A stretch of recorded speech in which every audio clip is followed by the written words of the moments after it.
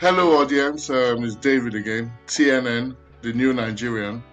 Once again, having a fantastic podcast. And this time, we're going to introduce to you a man of timber and caliber. His name is Dagogo Diminas. He lives in Germany. He's a director, producer of movies. Later on in the conversation, he'll be able to tell us the kind of movies he's produced and give us titles so that we can all eagerly go and watch. I met Dagogo a long time ago. It must have been in the 80s, the early stages of Nollywood. And since then, Dagogo has carried on in the field of perfection to get to where he is at the moment, a director producer in Germany in diaspora. So let's just get down to it. Let's let Dagogo introduce himself, give us a brief history of his life, how it was growing up in Nigeria. Thank you for honoring the platform, Dagogo. Thank you for having me, Mr. David. First of all, I would like to say my name is Dagogo Diminas. I'm from River State, Port Harcourt in Nigeria. I started my career from the theater and working with Larotimi. And then later I moved to becoming a member of the National Troupe of Nigeria, working with Ilbert Ogunde before he died. And I remained there till I decided to go freelance in the 80s. And I started makeup and was the foremost art director in Nigeria, building the makeup, costume, and also set design industry in Nigeria. In the year 2000, I moved to South Africa to further my exploit in terms of makeup, and I worked there for a lot of big international film. And I decided to go back to study film. So right now I have my master's degree in film directing in TV and in film. And yeah, that's who I am. Right. So you grew up in Nigeria. Your early childhood must have been in Rivers State, and then you moved into Lagos. Give us a bit about your parents. Let us know what it was like growing up at that time in the River State. Was it in Port Harcourt? Let us know how your childhood was, the sweet memories about dad, about mom, about siblings, so our audience can get a better feel of who you are. Okay, I was born in River State. My father was the rector for then the PNT in Oshodi, and we decided to move to Lagos, and he grew up more in the north, and I grew up more in Lagos before moving back to Port Harcourt for my secondary school. I have 4 siblings. I have 3 siblings. We're just 3 boys, and my mother is a teacher, and growing up in that family, it was very understanding. And in those days, studying theater arts was not something my family would want me to do, because my father is an engineer and my mommy is a lecturer, teacher, and that kind of position.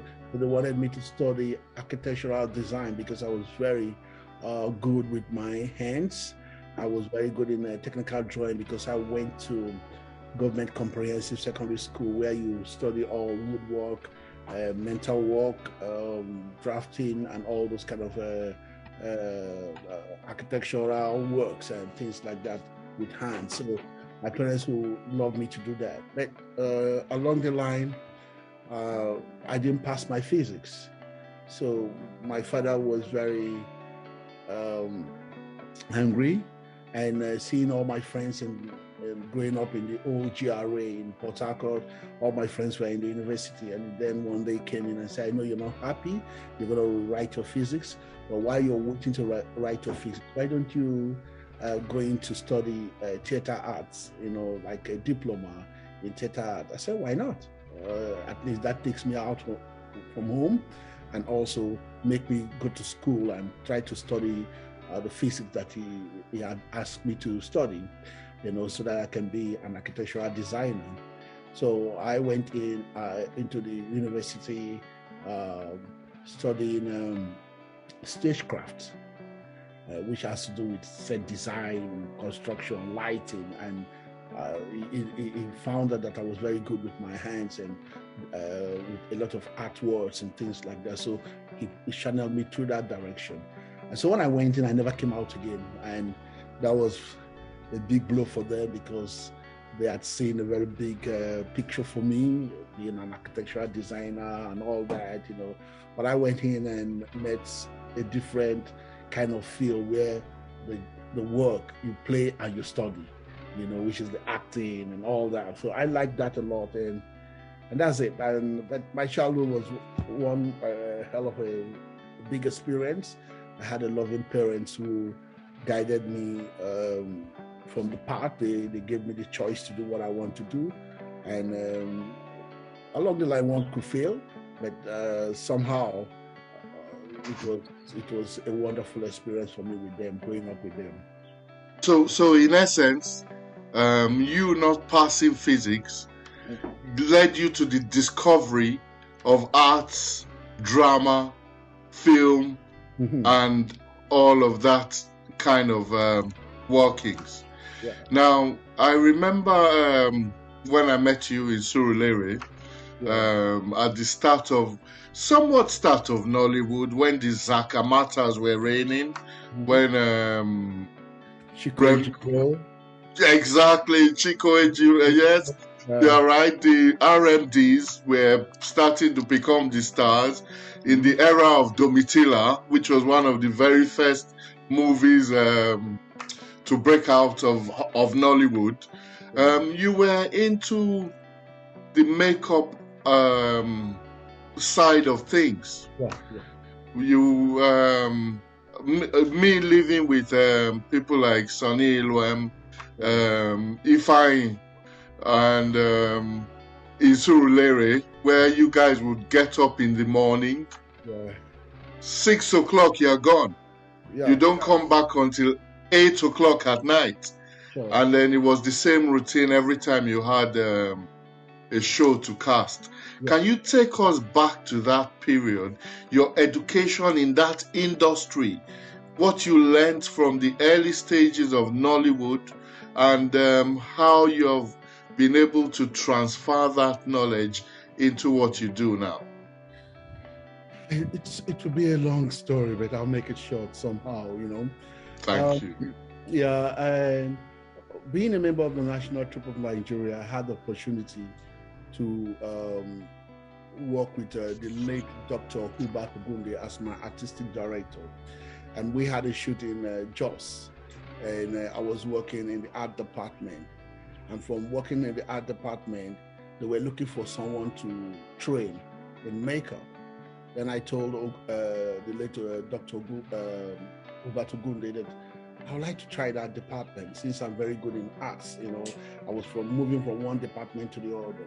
And so when I went into makeup, I fell in love with it, and when I decided to go solo, freelance, I decided to say, okay, this is something I would love to do. And in the industry then, there were no makeup artists, and that they will need. So I had my first shot as a makeup artist working with Opa Williams in a movie called Last Believer. And it's not easy. It was not an easy thing to see a male makeup artist then coming in to do makeup. They are used to seeing women do makeup. So they didn't believe in me, but I already have a very strong background in that field. So when I did the first job, the second job, which is Onome, they were looking for special effects, to make special effects. Then I told them I can do it. And I went on to do the makeup special effect. It was a wow. And that was when the newspaper publication. They just carried the whole thing and said, "Oh, there's a new kid in town, makeup artist." And that was my journey into the makeup industry. And working in the makeup industry exposed me to be in front of the camera, see how most of the things are done, and in my own department, also training people, because I didn't just go doing the work by myself. I was also training other people on the job for something I don't know that much, And it was a very big experience working with Chico Ejiro, Zep Ejiro, Amaka Igwe, a whole lot of them, Fred Amata, those were the guys that were like running things like Andy Amineshi, So we were like the A team. We were the ones that build the industry, but because it's a collective of friends. And so we could say, oh, we want to go shoot a movie in the north. And we go to the north to shoot the movie. We want to shoot a movie in the east, which is Enugu. We went there to shoot. We went to Aba with Indubisoko, late Indubisoko, to shoot. So we were all over the place. And my team was one of the first team that went to, took movie to, Ghana to shoot. So being in front of the camera, being a makeup artist has exposed me to meeting great minds, great directors, great actors, fantastic actors, challenges that normally you cannot overcome. And don't forget that period, there were no materials, there were nothing to make you build. So I was building some of the special effects from some raw materials. For instance, when I was doing makeup for beard, I never knew that there was something called spirit gum. But I know that there was a gum, the nail remover that the ladies use. I was using it to put on this, and then I stick the beard, and it worked. But it was very crude way of doing makeup, So exposing myself to now reading, cousins bringing in book from America, London to give to me to read, because now they found out that I have this raw talent. I started developing, and they sometimes bring in some simple materials they buy in the makeup shop. They bring for me. So I was now developing that. But it didn't stop there. My makeup career didn't stop there. I wanted to know more. I wanted to see more. I decided to move to South Africa. It was in South Africa that I knew what makeup is all about, and assisting great makeup artists. I started seeing makeup, how makeup is done, and how prosthetic makeup is done, how special effect makeup is done for the ones that I can see. So my early age stage in working as a makeup artist, especially in Nigeria, it was like a family thing. We were young, restless, we were exploiting, the directions we are bringing great scripts, we were doing great story, the actors were giving it their best, their all, like when we did, one big experience that I had was when I was doing, after Onome, creating a block that fell from somebody's head to give the person a very big cut. That was wow for me, but my great experience was when we started doing making films with gunshots and all those kind of explosive, and how we could do it with a crude way, putting the banger in and putting it into front of the camera and the camera would just boom, and then in the editing studio, camera is all about editing, film is all about editing. They edited it and it worked. And sometimes we want to put a blood bank, to make it bag, to make it explode. Then we plant it inside, put the banger in, like a tiny banger, and then clicks, and then you just see boop, and it's just like a good way of doing makeup, a special effect makeup, So all those things build my career, build me in a way that when I went to South Africa, I worked. Actually, I went to South Africa to study. And when they saw my book in South Africa, the school told me, no, you'll be wasting your time if you're here studying. You know what you're doing. If you just want to study for the paper, for the certificate, file, but you know what you're doing, why don't you go in and practice? So they encouraged me, and then I went into, they also gave me my money back in South Africa. So I went into practice, I went into practice and working and finding my way. But when I got to like 2000, because I went to South Africa 2000, at 2003, 4, I've already build a strong portfolio. So I work I work for a director called Mark Dunford May. My first gig with him, it was called Kamanu Kailisha. You know, he went on to win the Berlinale Film Festival in 2005.